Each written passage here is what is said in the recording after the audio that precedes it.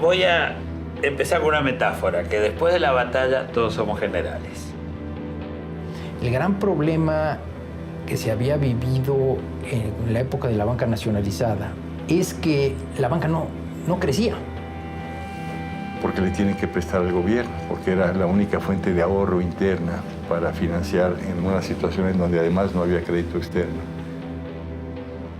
Queríamos abrir la sociedad y abrir la economía, teníamos que abrir la banca y hacerlo lo antes posible. Si se consigue disminuir la inflación a un dígito, el empleo podrá dispararse, pero hasta mediados del próximo año. Hubo cambios importantes en la gestión de los bancos, pero sobre todo lo que cambió es México. No hay un tipo de evento que lleve a una crisis, es una combinación. Bueno, yo creo que ha sido de los momentos más difíciles de la historia financiera del país. Lo dijo, fue la primera crisis financiera del siglo XXI. La peor crisis que históricamente que ha vivido el país. Ay, le estalló en las manos apenas entrando. ¿Por qué estallido? Los funcionarios norteamericanos lucharon por caminar por una fina línea entre ser duro para satisfacer al Congreso, pero no tan duro como para ofender a los mexicanos, dice un encabezado del Washington Post. Las recetas económicas las escriben los países ganadores, ¿no?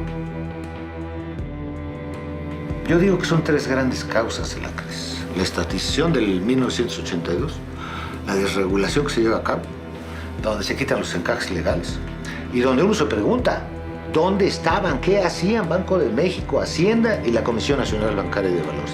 Y la tercera, la privatización bancaria.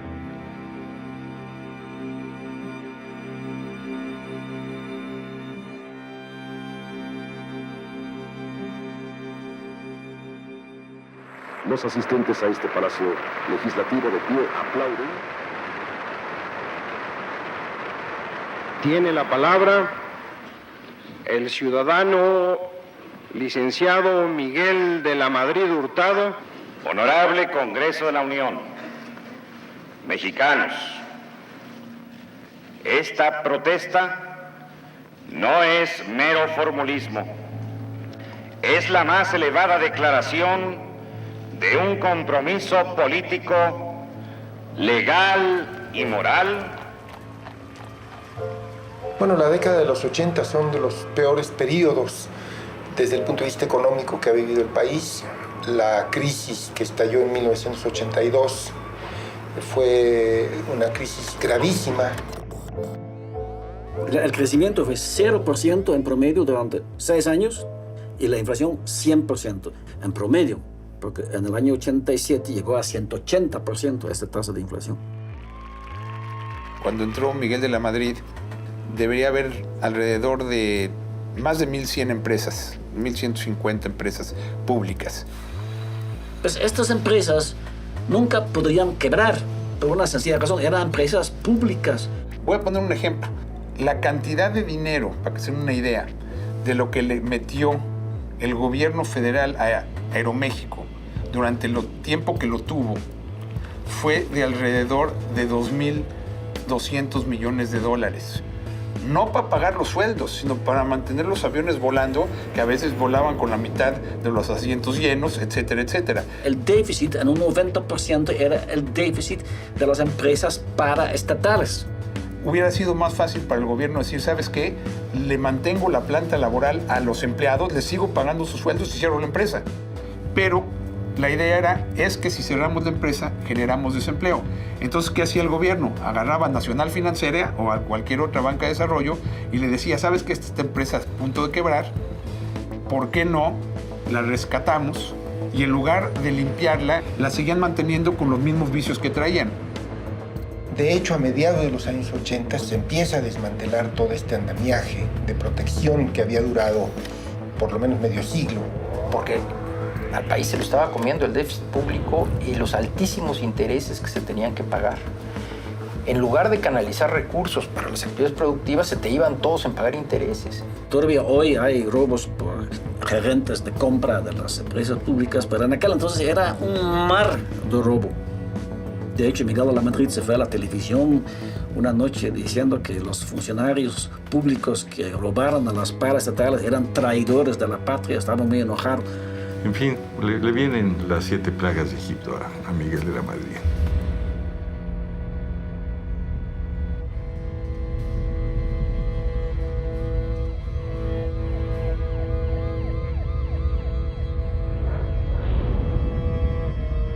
Hay una convicción de que este modelo de sustitución de importaciones, protegido por un Estado poderoso desde el punto de vista de su intervención en la economía, ya ha agotado sus posibilidades y que entonces hay que pensar en un modelo con una participación mínima por parte del Estado y con una participación más importante de los mercados en la vida económica.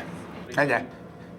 Pedro Aspe me pide, cuando yo estaba colaborando con él en la Secretaría de Programación y Presupuesto, que fuera a ver qué estaba pasando en el mundo con las privatizaciones. O sea, mi trabajo durante 6 meses fue básicamente estudiar y viajar por el mundo a ver qué estaba sucediendo. Entonces, como la idea al final del sexenio de Miguel de la Madrid era cómo podemos ya reducir la inflación y el déficit. Y para eso el gobierno implementó un programa de estabilización económica que le llamamos el Pacto, que lo que se proponía era desindizar a la economía.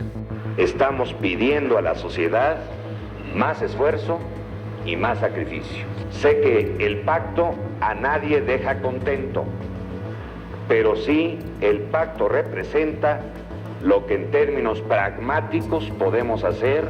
Antes de que entró Salinas, él empezó a gobernar en diciembre de 88, ¿no? Entonces, un año antes, ajustaron y congelaron los precios públicos. Sobre este fundamento de los precios públicos congelados de diciembre de 87, el sector privado pudo congelar sus precios, tomando en cuenta el precio de los bienes y servicios públicos, el diésel y todo esto, y también del salario, del tipo de cambio y de la tasa de interés del dinero en la banca.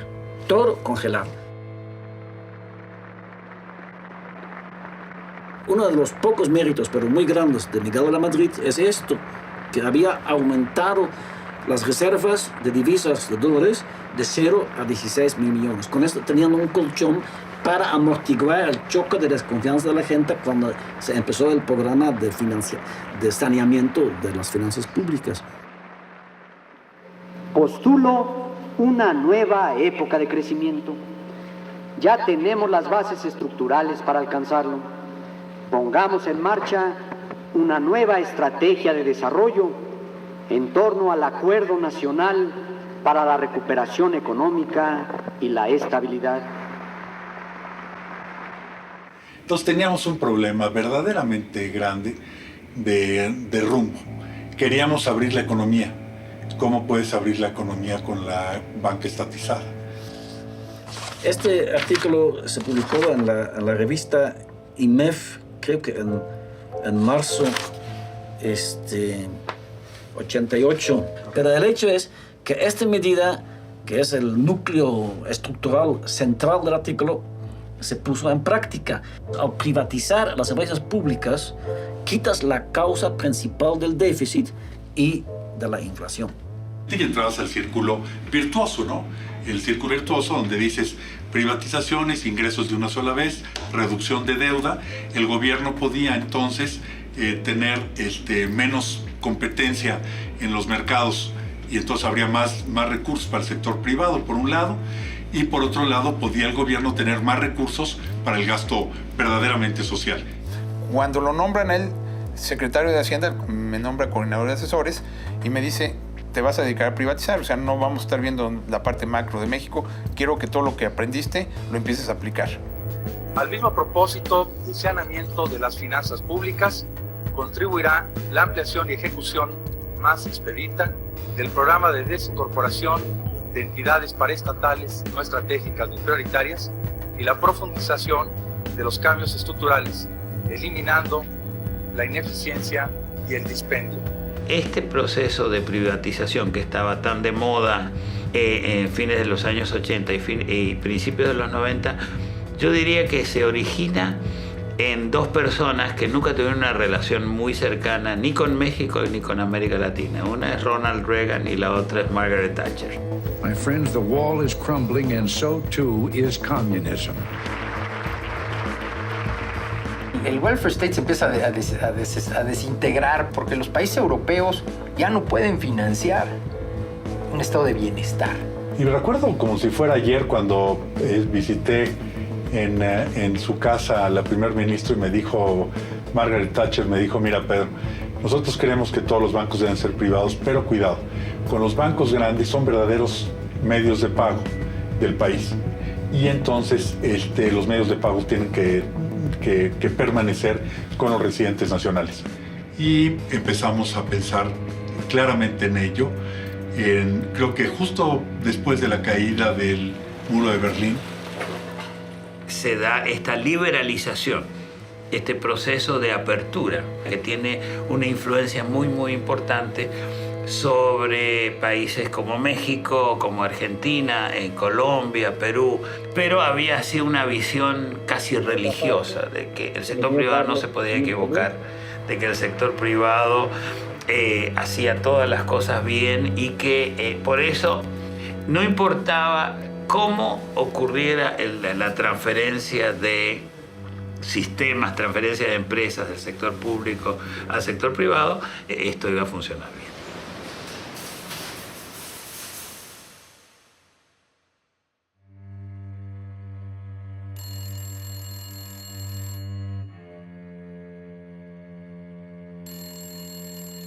Estaba en mi casa, eran las 6 de la mañana, recibo un telefonazo del secretario de Hacienda, Aspe, que me dice, necesito que para las 8 de la mañana hoy juntes a los banqueros en tu domicilio y que sea una cuestión discreta. Bueno, pues hice lo que pude, junté a, no sé, recuerdo 4, 5, 6 de ellos, que efectivamente se presentaron a las 8 de la mañana. Minutos después se presenta el secretario de Hacienda y dice, señores, vengo a anunciarles que hoy vamos a anunciar la reprivatización de la banca. Lo que habíamos pensado era vender, llegar al 100%, esa decisión se tomó rápido. Se anunció que se privatizarían 18 instituciones, porque ya en los 10 años que habían sido propiedad del gobierno, pues muchas de las que habían sido expropiadas se habían fusionado. En ese momento no sabíamos ni en qué condiciones se iba a reprivatizar la banca, ni con qué sistema, ni nada. El Fondo Monetario entraba en estas cosas, había un departamento de asuntos financieros que daba asistencia técnica, pero todo el proceso de privatización fue hecho en México por iniciativa y de acuerdo a mecanismos que las autoridades mexicanas establecieron. Esto era algo bien delicado porque ya teníamos la Oficina de Desincorporación de Empresas que manejaba Jack Rogosinski y esa ya estaba llevando a cabo muchas transacciones y se creó un comité ad hoc nada más para llevar a cabo eso. No, las reglas habían salido en una forma muy sensata desde mi punto de vista. Se prohibía la participación mayoritaria de extranjeros únicamente en los 3 bancos más grandes, Banamex, Bancomer y Serfín.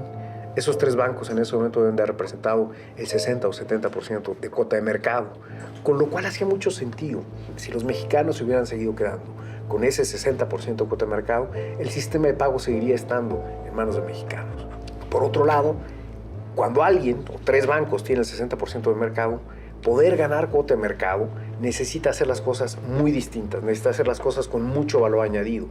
Y esa lógica de decir, oye, tú extranjero que dices ser un banco muy bueno, muy innovador, con grandes procedimientos, ¿quieres venir a México? Perfecto, compra uno de los bancos pequeños que no están en una situación financiera buena y gánale cuota de mercado a los grandes. Eso va a hacer que todo el sistema se vuelva mucho más eficiente.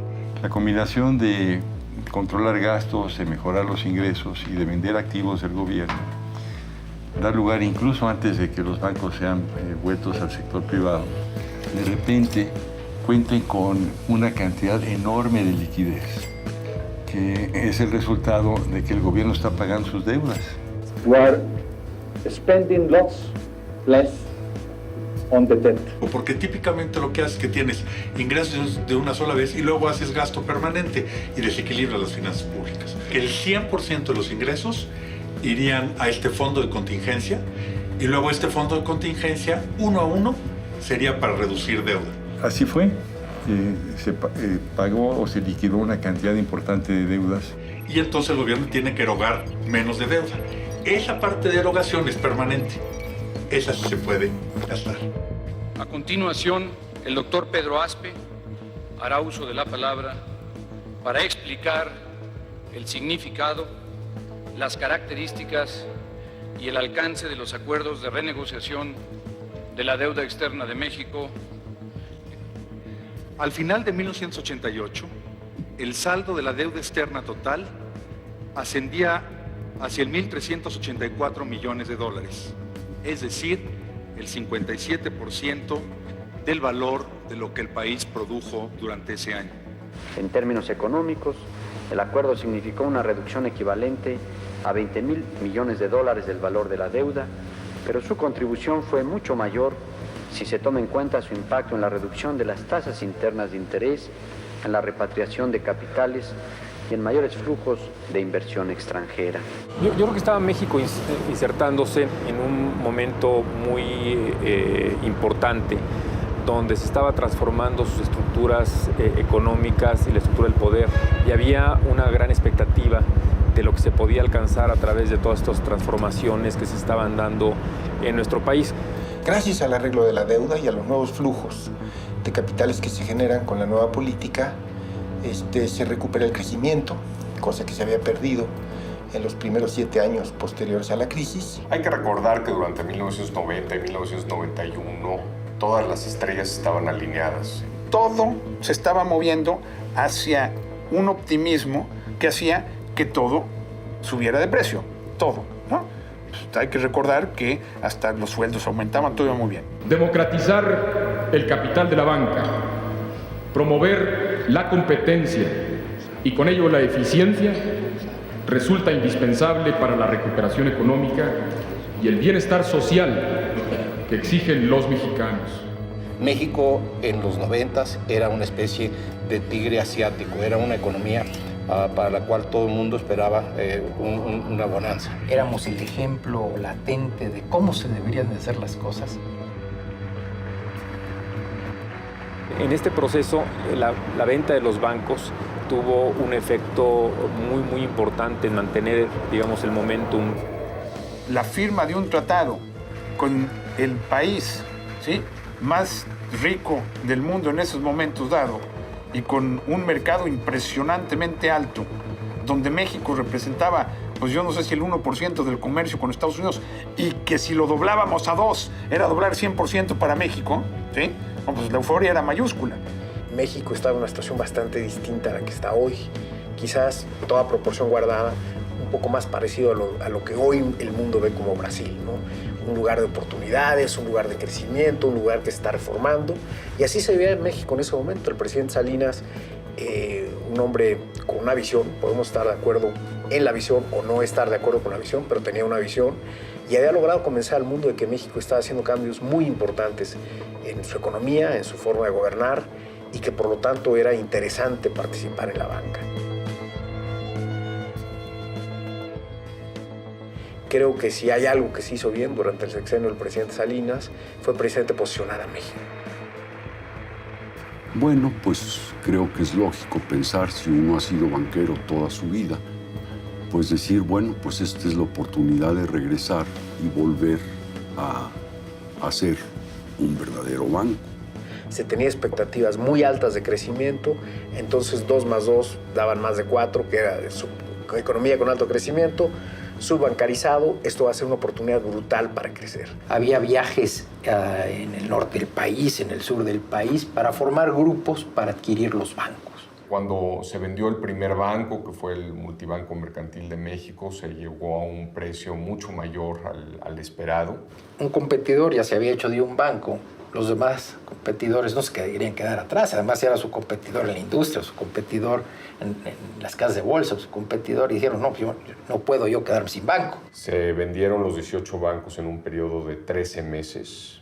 Obteniendo en ese entonces ingresos por la venta el equivalente a casi 39,000 millones de pesos. El precio por la venta de los 18 bancos representó un promedio de 3 veces su valor en libros y 15 veces la relación precio-utilidad, lo que refleja la solvencia de las instituciones desincorporadas. Oiga, 3-4 veces promedio su valor contable.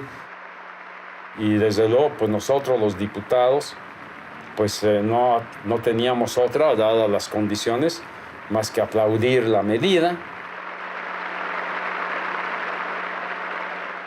Participamos en 5 subastas, una detrás de otra. Perdimos las 4 primeras porque ofrecimos precios muy bajos, muy bajos para lo que pagaron otros, que era lo que les parecía razonable. Y en el quinto banco, pues nos lo dieron porque ya no había postores, prácticamente éramos los únicos. Entraron 2, pero ya visto hacia atrás, esos 2 no hubieran podido comprar nunca el Banco Internacional, pues no tienen el tamaño para hacerlo.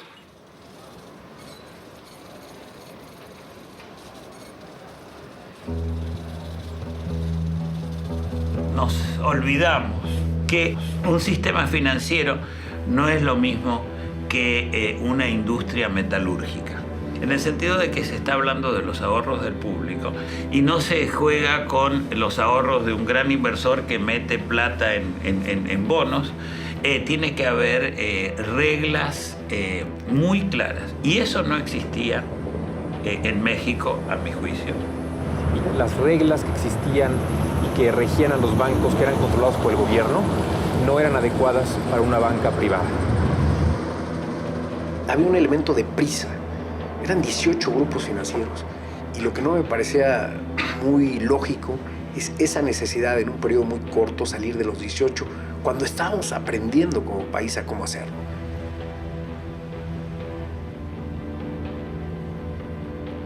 Desde ese momento quedó, creo que muy claro, que la banca, como se pretendía vender, no era un proceso demasiado bien estructurado. Son 20 y tantos pasos que empezaban desde el anuncio de la privatización, la inscripción de los posibles postores. Una de las primeras cosas que hice fue pedir una reunión con el presidente Salinas.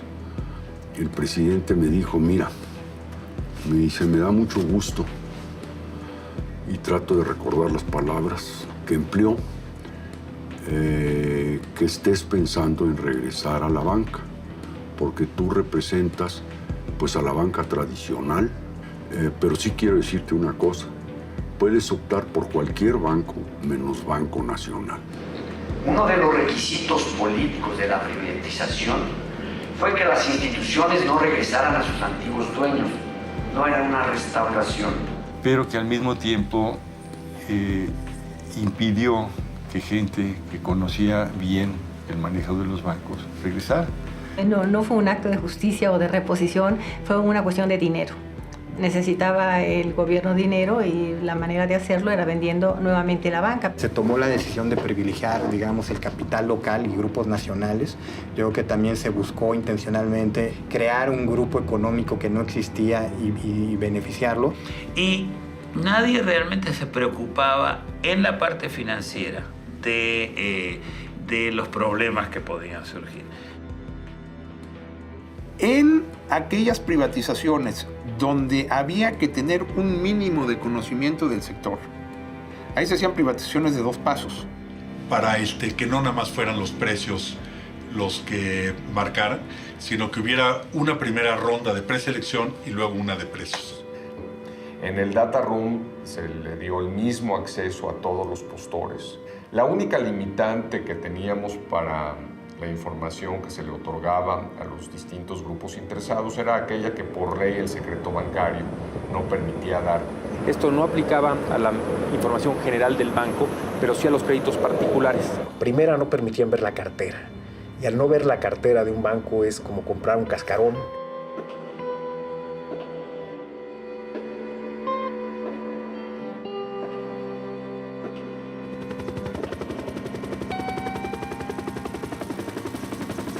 Creo que se calentó demasiado el proceso de venta. Es decir, los bancos se vendieron demasiado caros.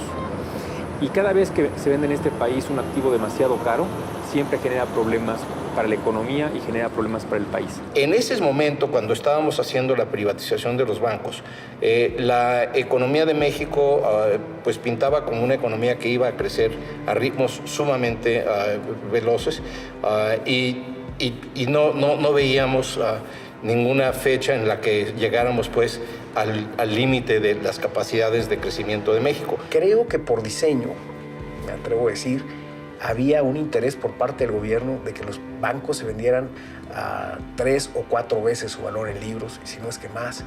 Y creo que eso fue una cosa que no necesariamente ayudó. El precio del mercado. Si hay mucha gente que quiere comprar una banca, pues sube el precio. Yo lo veo bien, no lo veo como error. El gobierno necesita dinero, pues. Una visión de capitalismo así pirata. Digámoslo en términos muy feos. ¿Por qué el mejor postor? No. Primero, porque la Constitución así lo dice. Así de sencillo, ahí no hay para dónde hacerse. La Constitución obliga, en el caso de ventas de activos del sector público, vendérselos al mejor postor, no al más calificado. Punto. Entonces, de entrada, estaríamos violando la Constitución y entonces no estaríamos yo platicando aquí con ustedes. Lo que uno se puede cuestionar es que estas compras se realizaron de manera apalancada. O sea, el grupo que se formaba para comprar constituía un fideicomiso con otro banco. Esos préstamos de yo te presto para que tú compres un banco y tú de tu banco me prestes para que yo compre el mío, otra vez en forma muy simplificada, y no quiero hacer una generalización, no quiero decir que toda la gente así lo hizo, pero hubo muchos casos que sí. Bueno, pues muy sencillo, que ese capital no existía. Era un crédito cruzado.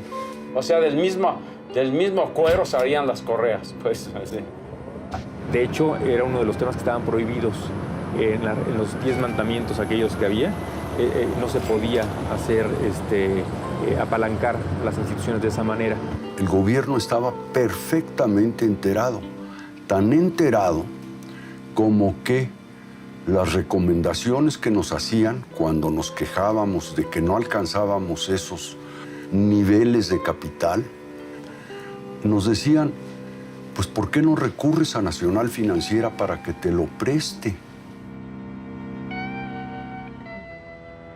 Yo no conozco exactamente si sí o no prestó Nafinsa para estas transacciones. Hubo multitud de bancos que recurrieron a Nacional Financiera para completar el precio que estaban pagándole por el otro lado al propio gobierno.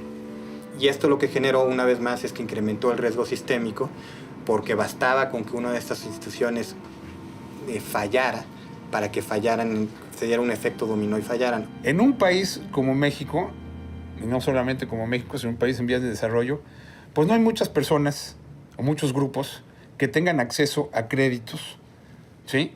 O que tengan suficientes capitales para comprar algunas de las empresas. O sea, ¿han tomado su piña colada alguna vez en la playa?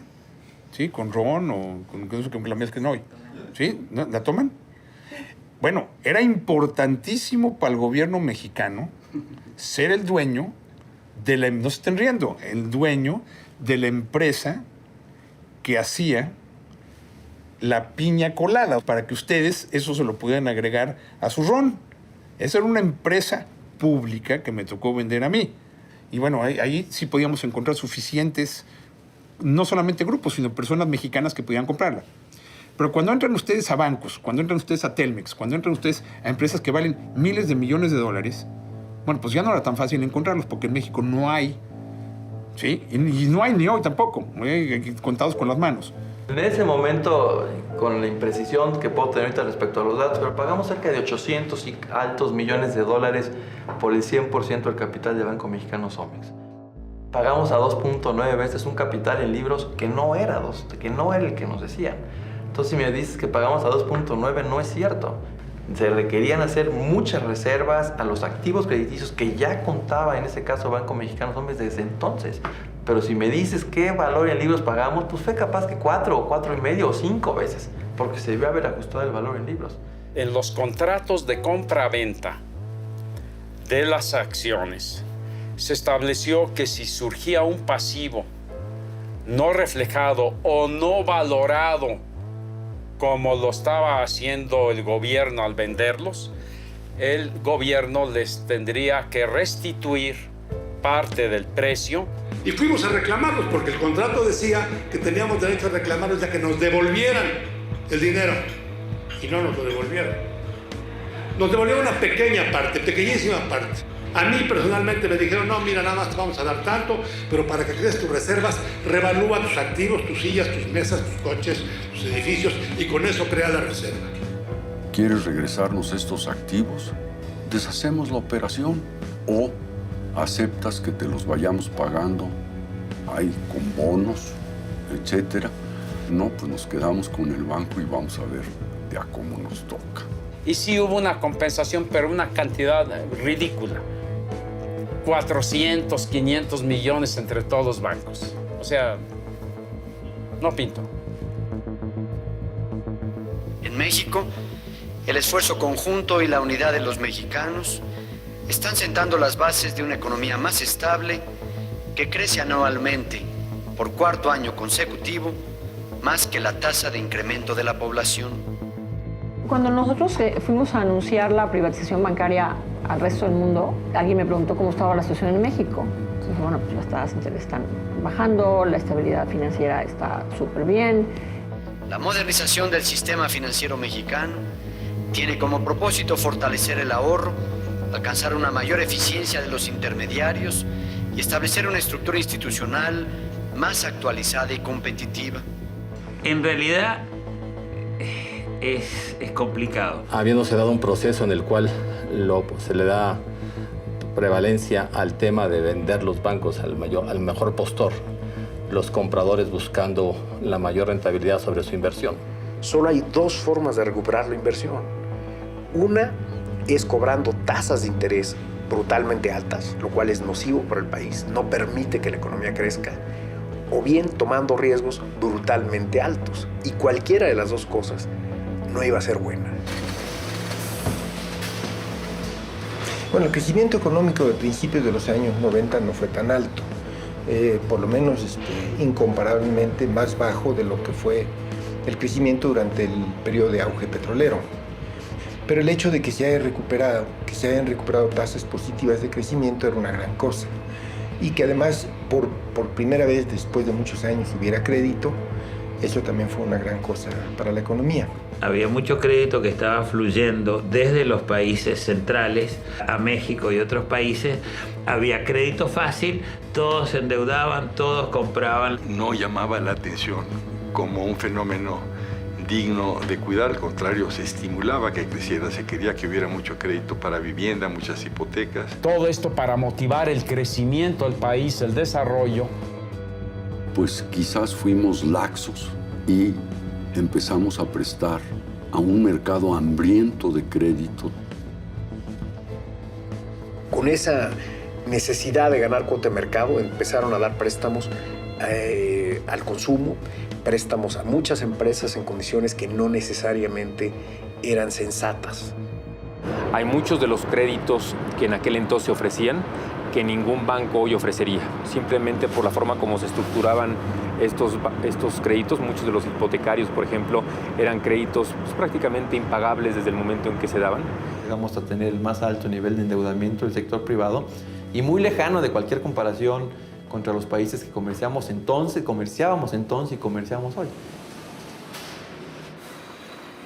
El problema fue que en la privatización de los bancos no se incorporó al manejo de los mismos un grupo de profesionales en este negocio. En su mayoría los banqueros nuevos eran cazabolseros. De banca no sabían nada. Y había gente de esta que participaba en el banco como accionistas, pero que también además después eran consejeros, gente importante dentro de los bancos, que eran quienes gestionaban a veces el otorgamiento de créditos a sus empresas. Entonces aprovecharon el boom crediticio o el auge crediticio de 1989-94 y sin un manejo adecuado de los riesgos, fueron beneficiarios, entre comillas, de este periodo expansivo. Había un problema muy serio de exceso de demanda en el país, una cuenta corriente en déficit que era, no recuerdo exactamente los nombres, 7 u 8% del producto, que son números inmensos para una economía como la mexicana, y un tipo de cambio que se estaba apreciando. Insisto, veníamos con toda la corriente privatizadora, veníamos también con la corriente de liberalización de la economía, con un tratado de libre comercio en ciernes, y todo eso nos entusiasmó a todos. Pues era claro que íbamos hacia una situación de problema, la cual se empezó a manifestar en una forma muy temprana, que fue el crecimiento de las carteras vencidas. Ese es el indicador de que algo está pasando. Había muchos créditos renovados que pateaban el balón para ocultar la cartera vencida. Cuando los banqueros llegaron, los responsables, llegaron y dijeron, esto no está pagando, lo voy a ir mostrando en cartera vencida, y lo fueron mostrando en cartera vencida en la medida que tenían utilidades para provisionar esa cartera. Tú tienes un crédito que vale $1,000,000, del cual se están pagando 30,000 pesos mensuales.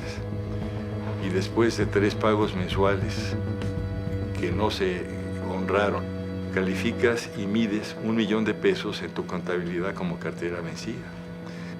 Pero lo que se estaba haciendo era calificar y medir como cartera vencida 90,000 pesos. Eran anuncios o predicciones en un ambiente donde la gente decía, no queremos ver esto.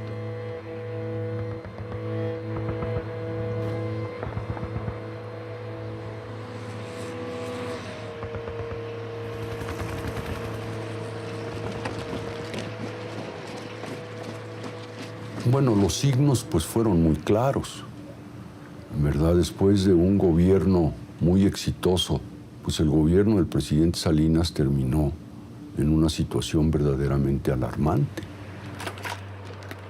Como que no entendíamos qué pasaba cuando veíamos que había habido una insurgencia organizada, con sus diferentes grados de organización. Para quien no sabíamos, no teníamos la menor idea. La mayor expectativa de un arreglo ocurre el 20 de febrero en San Cristóbal Las Casas, cuando el subcomandante y otros líderes indígenas del EZLN presentan sus demandas económicas y sociales. Entonces alguien empieza ahí, sobre todo los inversionistas extranjeros, empiezan a decir, bueno, pero esto no, a lo mejor no es tanto, pero pues ya aquí ya se frendió aquí un poquito, un foquito. Luego viene lo que definitivamente trae un problema político importante, que es lo que a final de cuentas siempre degenera en un problema económico. En el caso de México fue la muerte de Colosio. Y ahí, pues esto le empieza a meter muchísimo ruido a todos los inversionistas extranjeros y también a los nacionales. Inmediatamente se agravaron las condiciones, la incertidumbre respecto a lo que podría ocurrir en el país después de ese atentado. Resulta indispensable para la recuperación económica y el bienestar social.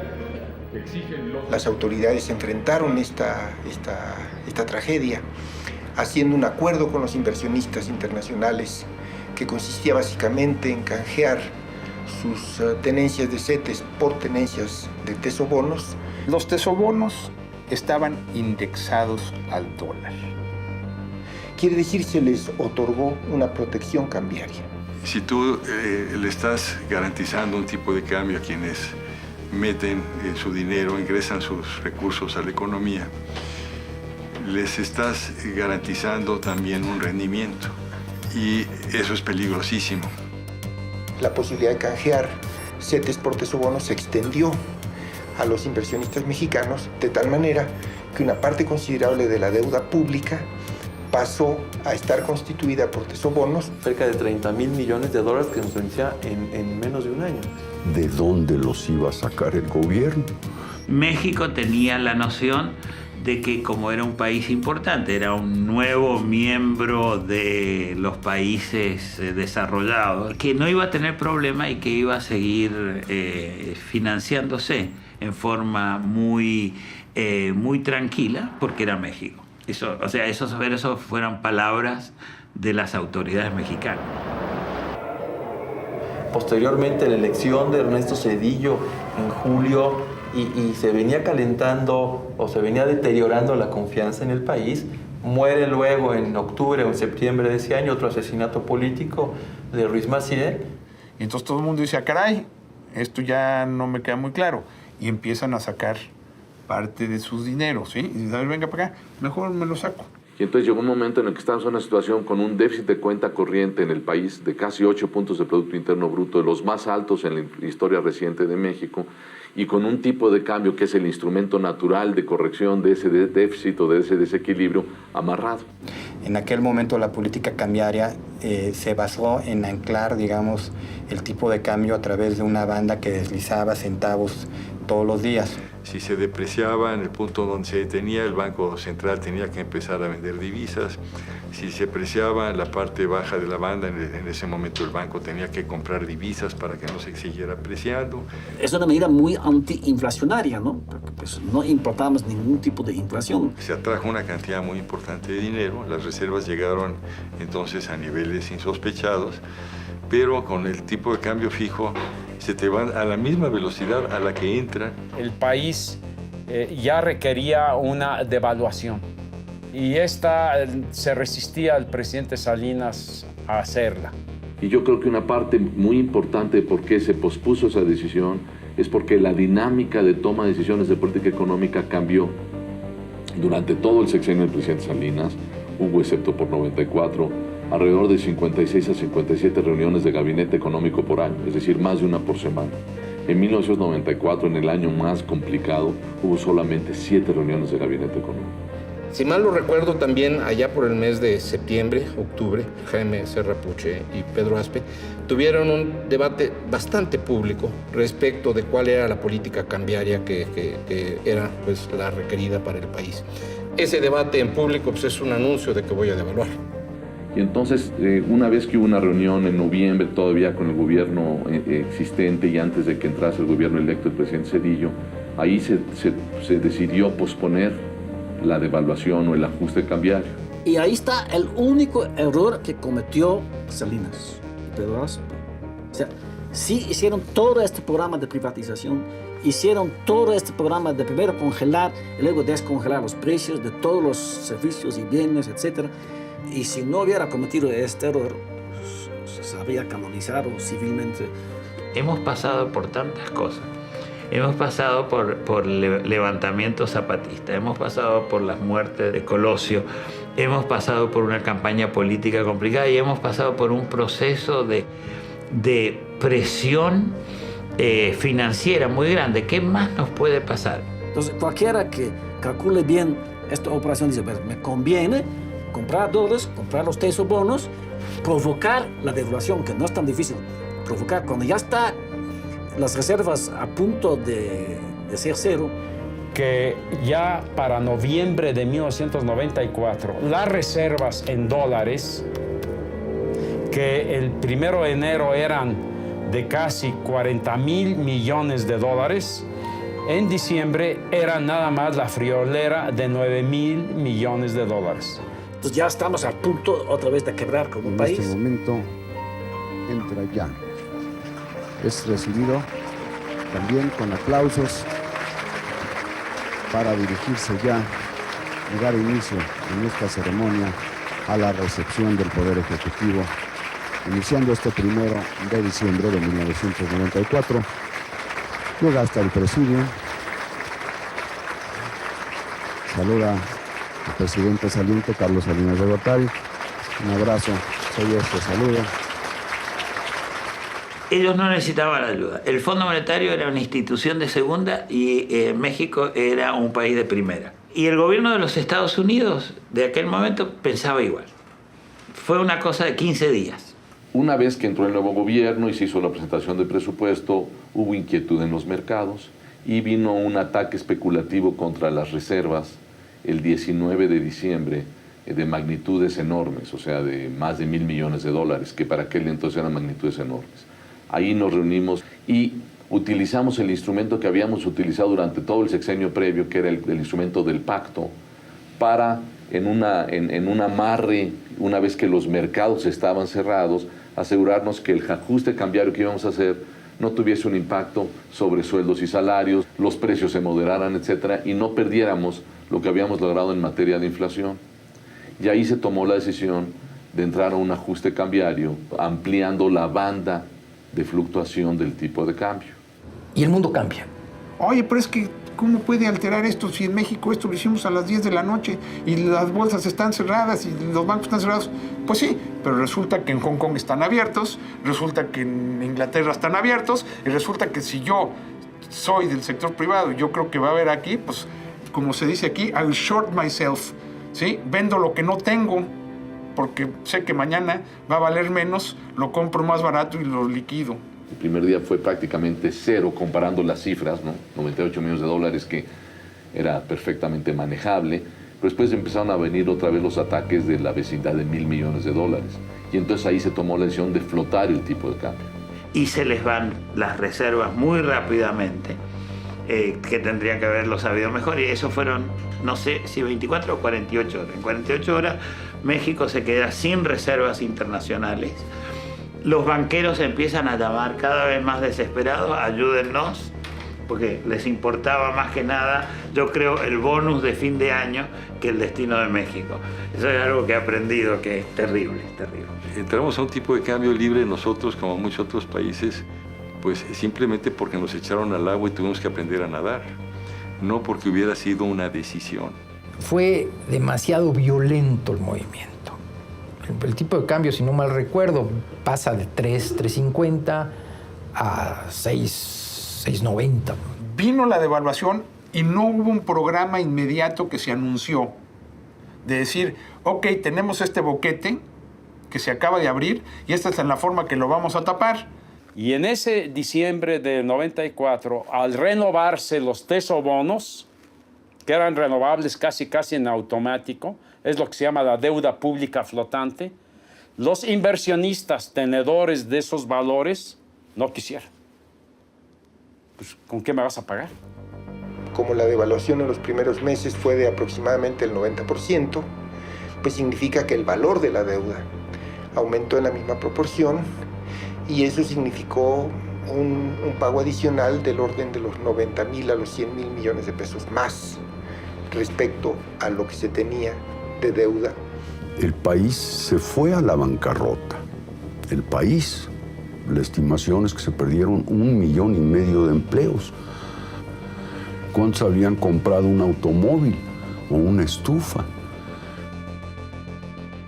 Entonces armamos una misión y fuimos inmediatamente la gente del fondo a México.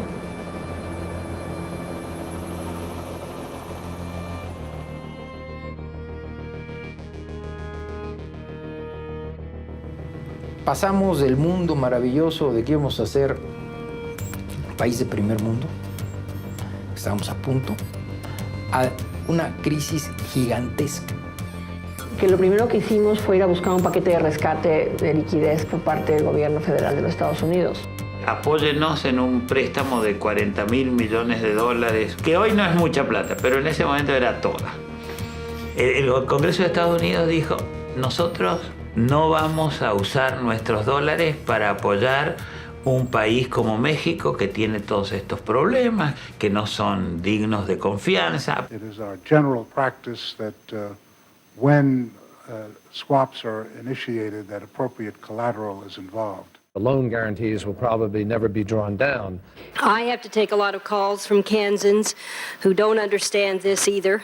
With significant implications with respect to U.S. jobs, U.S. standards of living, potential illegal immigration. Yo me decía a mí mismo, ¿cómo voy a solucionar esto? Estaba el señor Sidawi tomando una leche con antiácido y yo tomando agua enfrente uno al otro. Yo tomando agua porque no quería tomar café porque me iba a reventar mi estómago, perdón que lo ponga en estos términos. Y diciendo, bueno, tenemos que encontrar la solución, tenemos que hacer algo rápido. En una situación que estaba saliendo el dinero, estaba escapándose el capital de México. Ante esa situación, en uso de las facultades, que me confiere la Constitución de la República, inicié gestiones directas con el presidente de los Estados Unidos de Norteamérica, el señor William Clinton, para lograr un respaldo financiero que asegure que nuestra economía cumplirá sus obligaciones externas. Los Estados Unidos ahí dijeron, como estamos en NAFTA, nosotros le podemos dar plata a través de la Reserva Federal. We're working very constructively together on a very complex situation, but we are working constructively together, we're progressing. Estamos trabajando bien. Y ahí apareció el fondo. Yo diría, el señor Campdesus tomó la iniciativa de decir vamos a dar un préstamo que eran como más de 20 mil millones de dólares en ese momento, además de lo que iba a dar los Estados Unidos, y de esa manera se pudo hacer un paquete. Estoy seguro que los recursos que recibiremos en el marco de los acuerdos apenas suscritos, sumados a los provenientes de los organismos financieros internacionales de los que México es miembro de pleno derecho, nos permitirán terminar con la gran inestabilidad que han mostrado los mercados financiero y cambiario en nuestro país.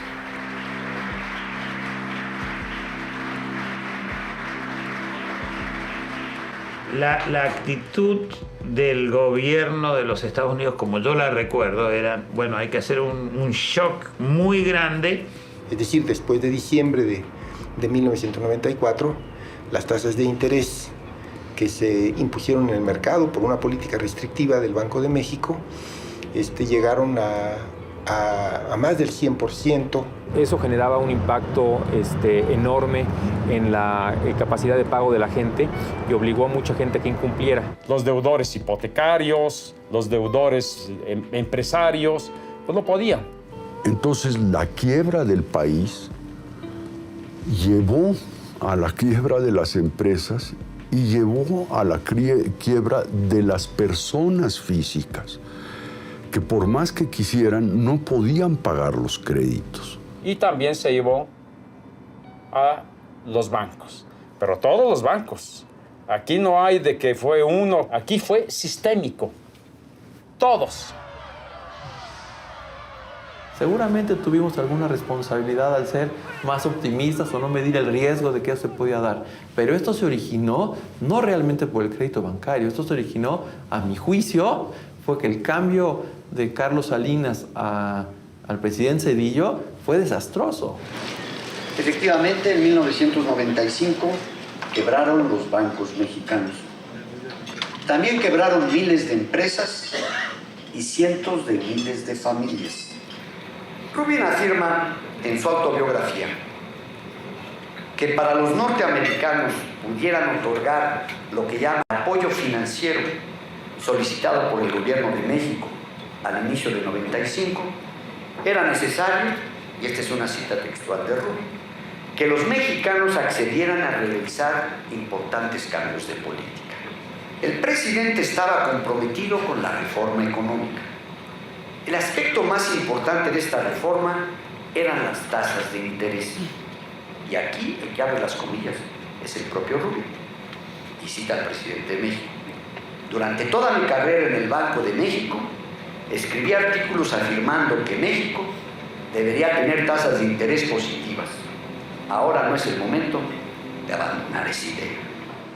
Nosotros veíamos, sin duda, que la subida de la tasa de interés era importante, era necesaria. Estaba sentado conmigo Rubin, que entonces era secretario del Tesoro, y le pregunté, le dije, ¿es cierto esto? Y me dijo, sí. Incluso lo menciono en mi libro, y cuando él participó en la conferencia del SEI, lo confirmó. We believed that a program of this kind had a high probability of working, but we also recognized that there were no guarantees. And there was at least some possibility that these resources could be expended and Mexico would still be in crisis. Because remember, a lot of this was a question of confidence. How do you rebuild confidence quickly so that the outflows stop and capital starts to come back in? Como ellos lo veían era, te presto el dinero que se te fue, pero para que lo puedas volver a atraer y me pagues más rápido, pues mantén tus tasas altas para que vuelva a entrar dinero. Era de tal gravedad la situación que se llegaron a preparar para revisión del presidente Zedillo proyectos de decreto que establecía nuevamente en México el control de cambios y la moratoria de la deuda pública. Afortunadamente para el país, tales proyectos no se convirtieron en realidad. Y fue realmente el presidente Clinton quien sacó a México del problema. No lo hizo gratuitamente, se cobró en una forma extrema, ¿verdad? La única manera que puede manejarse esto es con apoyo externo y teniendo internamente tasas de interés que eviten que salga tanto capital. Tiene un costo altísimo. Yo quiero imaginarme a los americanos y a los europeos que hubieran hecho lo mismo que nos aplicaron a nosotros. Su crisis, al contrario, inyectaron toda la liquidez posible para mantener las tasas lo más bajas posibles, para reactivar la economía lo más rápido posible y para que los deudores pudieran pagar su deuda.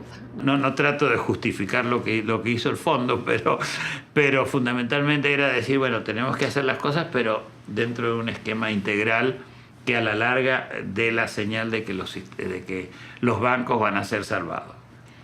Ahora hubo mucha improvisación, mucha. El problema no estuvo en el procedimiento. El problema estuvo, y lo dijo Pedro Aspe, en que se les colaron 2 o 3, a lo mejor fueron más 4. Pero esos 2, 3 o 4 que se colaron representaron sin duda alguna el 50% o más del problema del FOBAPROA. Año de sobresalto y de pillaje en los mercados financieros de México. Carlos Cabal Peniche entra en el negocio bancario decidido a ser una figura de peso y de renombre. Sin embargo, sus métodos son cuestionados por la autoridad financiera. Cabal autorizó el uso de depósitos de la clientela para prestarlos a empresas de su propiedad. El quebranto en su El banco solo boquete del Grupo Financiero Unión, al que pertenecían Banco Unión y Banca Cremi, alcanzó un monto similar al del patrimonio total acumulado a lo largo de los años por el Fondo Bancario de Protección al Ahorro. De hecho, me tocó a mí todavía como secretario el iniciar unos de las demandas en contra.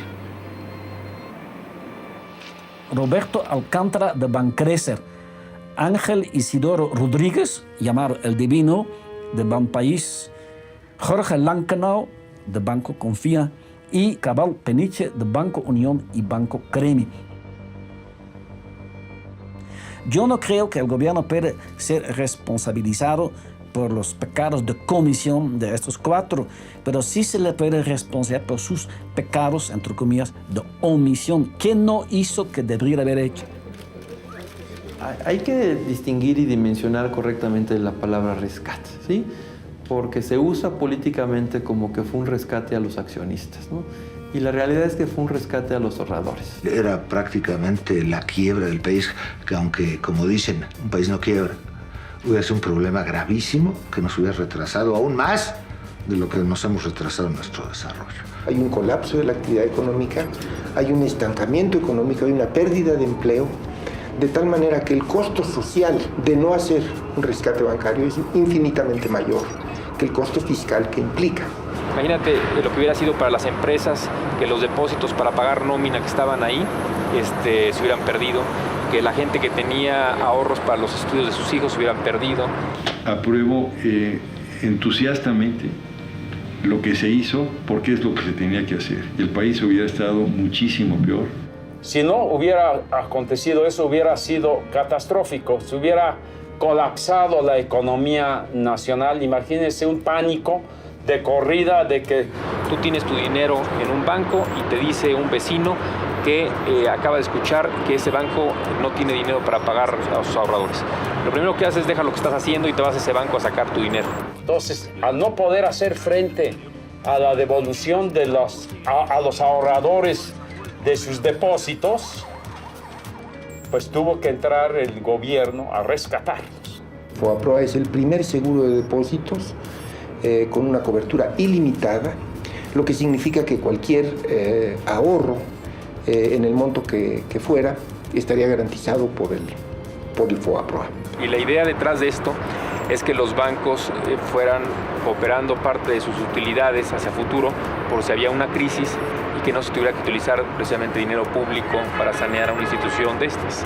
Entonces la idea es muy buena, debe haber un FOBAPROA. Y entonces les inyectaron dinero comprando a los bancos para poder hacer frente esos bancos a sus ahorradores y tener para pagarles.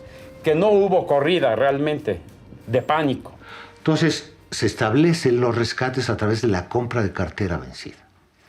Y entonces dicen, esta cartera es cartera con garantías adecuadas, suficientes, todo. Dámela, te doy un pagaré. Pero ¿qué pasa? El índice de capitalización apenas sube. No es suficiente. Oye, no, necesito más cartera. Y si no hacíamos algo para tomar posesión de ese banco, quitar a los directores e impedir que siguieran tomando dinero del crédito interbancario al cual tenían acceso ilimitado, pues entonces la situación empeoraba. Déjeme decirle que entre los grandes problemas que encarecieron el costo del rescate bancario fue la tardanza en la intervención de las instituciones financieras y el crecimiento del costo del rescate de esas instituciones creció muchísimo.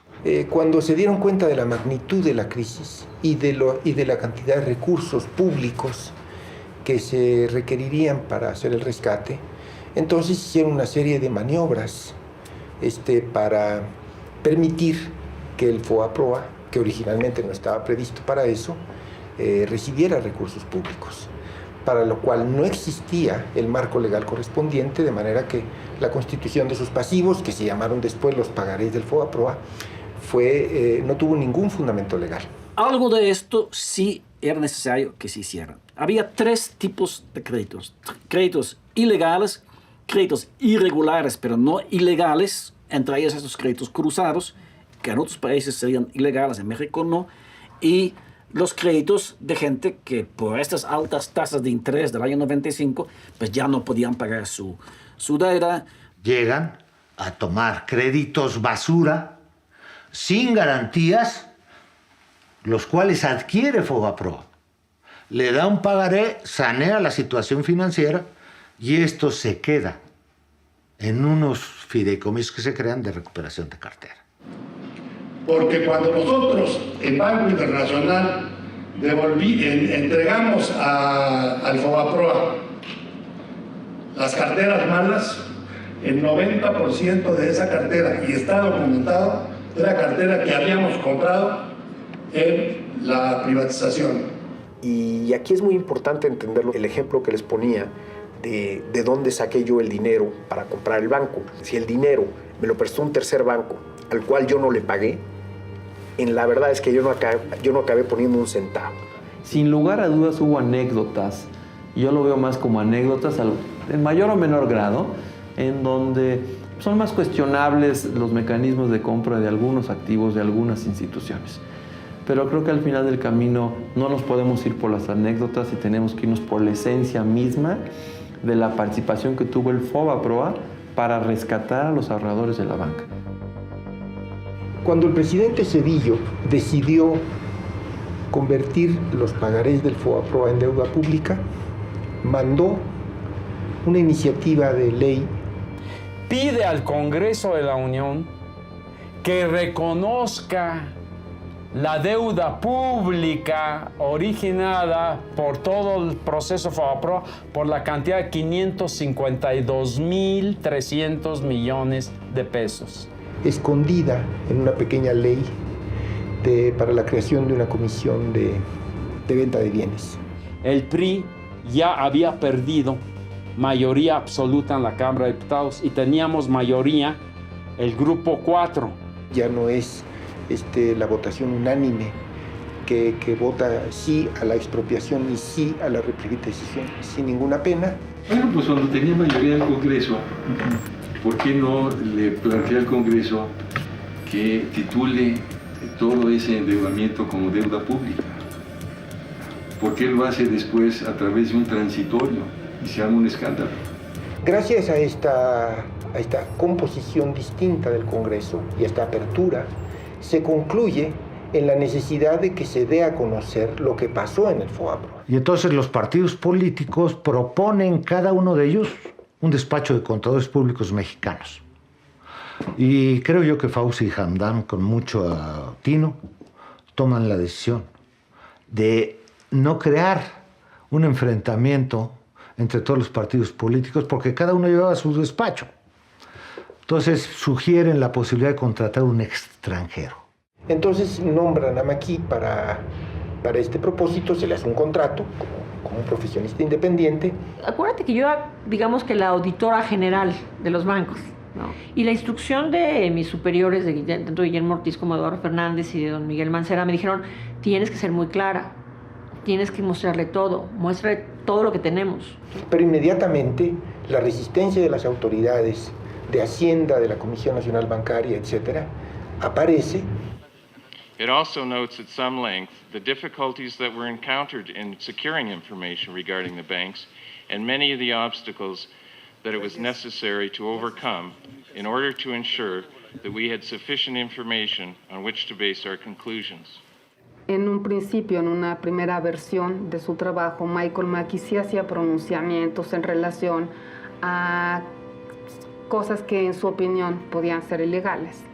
Pero platicó con varias de las autoridades que le dijeron que pues, él no era juez y que era muy aventurado pronunciarse en relación a legalidades o ilegalidades y que además esto lo haría muy vulnerable para recibir demandas en el extranjero. Señor Mackey, please. I'm not sure any of us knew what it would be like when we started it, but I think we've got a very comprehensive report and answered all the questions that the committee put to us. Thank you.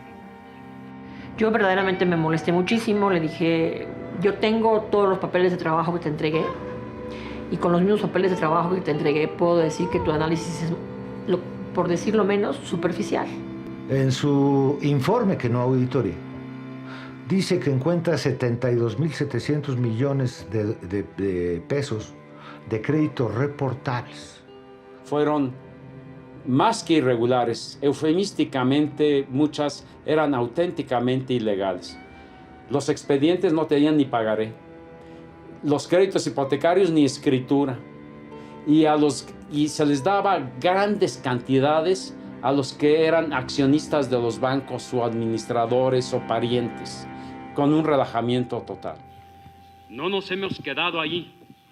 Con el diseño del Instituto para la Protección al Ahorro Bancario, el PAN hace patente su compromiso con la necesidad de darle una solución verdaderamente integral al quebranto financiero, sin olvidar, porque el pueblo de México no olvida.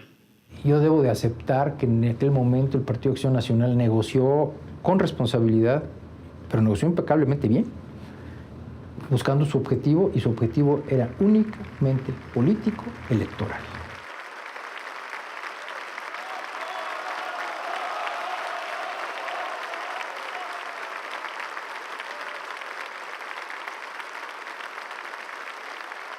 Que se tiene que rescatar, desde luego que sí, pero no como lo hicieron. La habrían podido rescatar con una carga al contribuyente más o menos la mitad de lo que es la carga que se hizo en la realidad. Muchos de los que participaron en esto como banqueros, como inversionistas, debieron de haber perdido todo. Algunos lo perdieron, indudablemente. Se apoyaba a los bancos que tenían dificultades. Y la prueba de que Banamex tenía un índice de capitalización elevado se presentó precisamente cuando intentó comprar otros bancos, entre ellos Bancomer, y mostró su músculo. En México siempre el poder político y el poder económico han estado coludidos en lo bueno y en lo malo desde el PRI. Entonces, estas gentes se conocen, se ven en el club y juegan juntos golf, y etc. Entonces, estos no les sale ser muy estrictos unos con otros. Se estaba encubriendo a grandes empresarios y a grandes familias conocidas.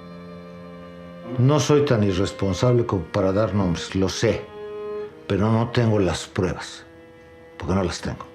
El gobierno es una masa muy generalizadora. Yo te diría, hay individuos que al final de cuentas son los que nos involucramos en esto, ¿no? O sea, no es un mazacote que toma decisiones y que salen así de repente de un cajón y ahí aparece, ¿no?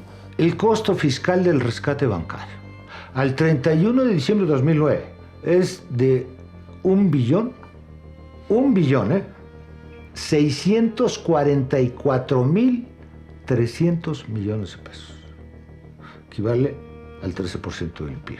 Y finalmente se logró que de los 50, 60 mil millones de operaciones irregulares reportadas de la banca en sus operaciones de crédito que fueron vendidas al FOBAPROA, pues se aceptaran y asumieran los bancos en el canje el equivalente a 10 mil millones de pesos. Esta perversidad de principios se tiene que acabar, en el que las pérdidas se socializan y las utilidades se privatizan. La Comisión Nacional Bancaria de Valores presenta 62 opiniones de delito que se convierten en 65 averiguaciones previas. Pregunto ahora, ¿quién está en la cárcel? Banamex ya liquidó su bono FOBAPROA sin causar ningún costo fiscal. Nosotros hacemos una venta original de cartera entre el 95 y el 96 por 23 mil millones de pesos, los cuales fueron pagados con actualizaciones y en su totalidad. Pagamos más de 85 mil millones de pesos por los altos costos de interés que tuvimos. En ese momento, con la imprecisión que puedo tener ahorita respecto a los datos, pero pagamos cerca de 800 y altos millones de dólares por el 100% del capital de Banco Mexicano Somex. En el proceso de entre que se compró el banco y sucedió en 96 la venta, se invirtieron adicionalmente recursos adicionales por los accionistas. La inversión total, más o menos traídos a valor presente de cuando se vendió el banco, no a hoy, a cuando se vendió el banco, estamos más cercanos a 1.500 millones de dólares. Por esos 1.500 millones de dólares llegó un tercero y nos dijo, esos 1.500 millones valen 100. Pensamos que todo el capital que existía, o prácticamente todo el capital del Banco Mexicano, había desaparecido. Y por lo tanto pagamos una pequeñísima fracción de ese capital, o sea, un 10% si acaso. Y todo el capital nuevo fue un capital inyectado. Entonces, prácticamente les podría decir que pagamos una vez valor en libros de Banco Mexicano en contra de 3 o 4 o 5 veces de los otros bancos.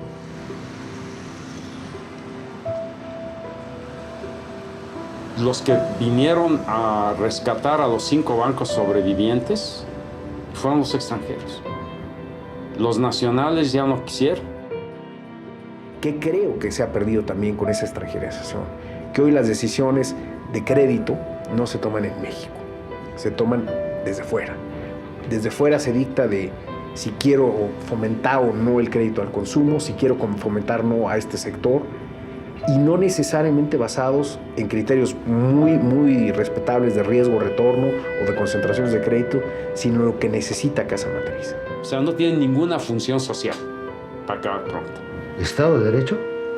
Yo les decía a mis compañeros de la Auditoría Superior de la Federación que es el Estado inflexible. Se hace para donde uno quiere.